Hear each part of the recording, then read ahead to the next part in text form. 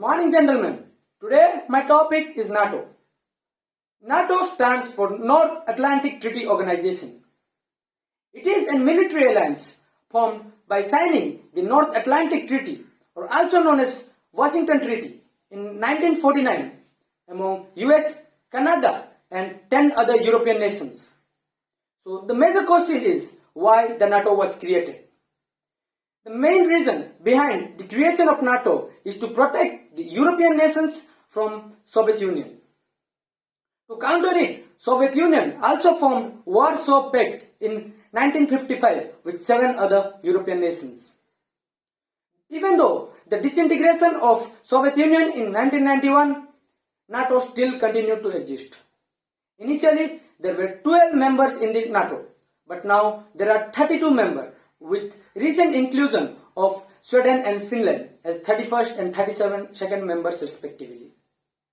All the 32 members are as follows: Albania, Belgium, Belarus, Croatia, Kyrgyz Republic, Canada, Denmark, Estonia, France, Finland, Greece, Germany, Hungary, Italy, Iceland, Luxembourg, Lithuania, Latvia, Montenegro, North Macedonia, Norway, Netherlands, Poland, Portugal, Romania, Slovenia, Slovakia, Spain, Sweden, Turkey, UK and US. These are all the 32 member nations of the NATO. NATO doesn't have its own army. Member nations sends army whenever required. According to the Article 5 of the Washington Treaty, if any country wages war against any country of the NATO, then every NATO ally will send their army and attack against that single nation. For example, Serbia bombing in 1999. Recently, the Russia-Ukraine war is due to NATO. Ukraine wanted to join NATO, but Russia considered it as an eastward extension of the West and also a security threat, because if Ukraine joined NATO, then US military will be in the border of the Ukraine, and that will be a security threat for Russia.